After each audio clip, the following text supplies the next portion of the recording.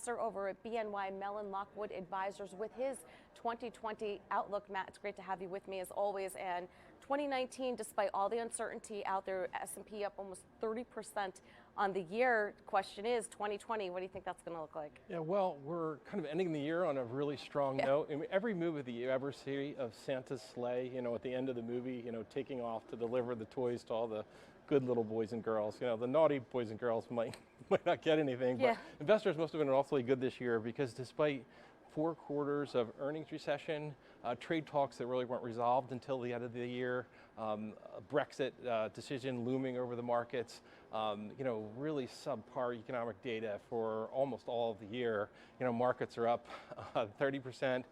They're up at record highs practically all around the world. So, and practically everything was up. It wasn't matter if you owned gold, you did well. If you owned bonds, you did well. Investment grade bonds were up 15%.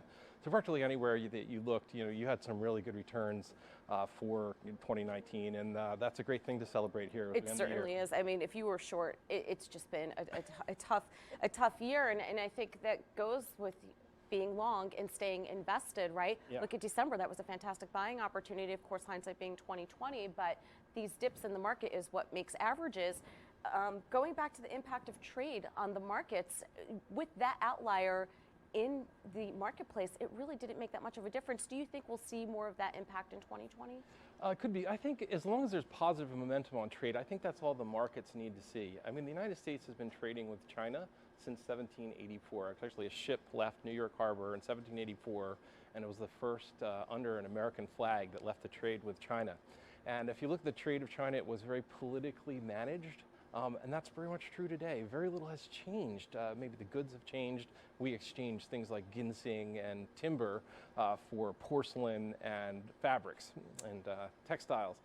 But we're still having the same very politically managed process that's still going on, and investors don't have a lot of insight into what's going to happen around Chinese trade. So here we're going to get a first phase 1 deal. Looks like that's going to be signed relatively early in the next year. I think that's a positive for markets. It's just taking a lot of time. And it's taking a lot of time, and it's also very important for markets. We need to see this process continue to unfold as time moves on, and I think that's all that markets will need. Well, the next question is valuations. How much higher can they go? Yeah, so think about what happened last year. Obviously, we had a 20% decline, or on the cusp of a bear market there in December. But this year, we're not going to have that tax loss selling coming into the end of this year. So that's a positive thing. Also, we have to remember that the Fed has been very instrumental in supplying liquidity to the repo market or short-term financing market, and that's going to start moving out to the long end of the curve in time. It's one of the things that's helped valuations stay relatively high. But the earnings numbers have actually been relatively weak, and we've seen 4 quarters of an earnings recession in the US, so it's just another one of the surprising things for why markets would continue to rally in that process. So we actually need to see earnings get a little better. I think it's rather unlikely to see that valuation multiples could continue to expand too much in 2020, so I think that has to mute your outlook. We've pulled some of the gains for 2020 into 2019, but if you think about it, we spent a lot of the year just recovering from what happened in December.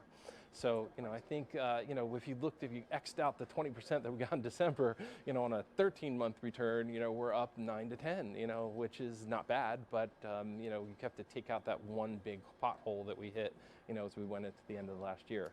But there's still other structural things that are helping the market outlook. One of those is a tax cut that's continuing to help support buybacks for shares in next year. That's still intact. So I think, remember also, it's an election year, so I think we will have to start to begin to digest that.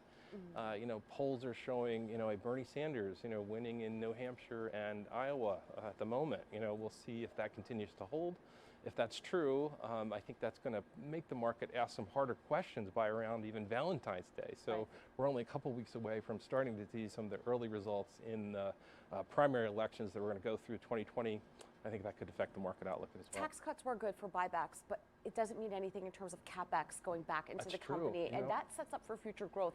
That's a concern on my end. Yeah, I think that's a concern of everybody. We really haven't. We're going to get a durable goods orders tomorrow in markets, but we really haven't seen a lot of the follow through, and part of that might be because interest rates are really low. So corporations have been able to borrow any money that they've really wanted to expand property, plant, and equipment they didn't have the need for a tax cut to be able to make any kind of investments there. So it has supported some aspects of the market, and it certainly supported the buyback picture and dividends. So we've had other ways of returning capital back to shareholders, which I think has been a real positive last year. If you look at the flows, a lot of money came back in from buybacks back into the market, despite retail investors actually leaving the market. So concerns about valuation and concerns about the length of the cycle are definitely weighing on retail advisors and investors' minds, but there's other pieces of support. And most of those pieces of support are still going to be there. It just, we may have gotten a little bit ahead of ourselves on a short-term basis, just with optimism and sentiment for what the macro picture looks like going into early next year. What about foreign versus domestic allocations? That's a great point. So that spread has been so wide between foreign shares and U.S. shares. It's possible that if the U.S. outlook doesn't look all that great because of valuations, maybe investors will start to find other pockets of the market that hasn't been up as much. They're still at record highs now. Foreign shares are also at record highs. But I think there could be more pockets of value around the rest of the world than there are here.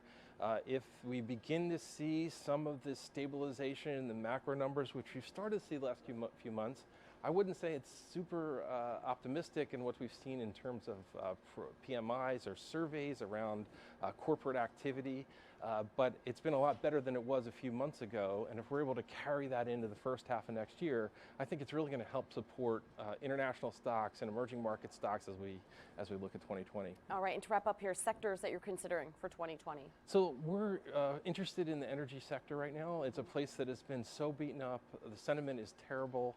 I don't know that I've seen it as bad maybe in my career. So it's very much been left behind by the rest of the bull market. And you have an energy sector that's paying 3.5% dividends. So that's a good news. And I think there's catalysts. There's still a lot of geopolitical tension.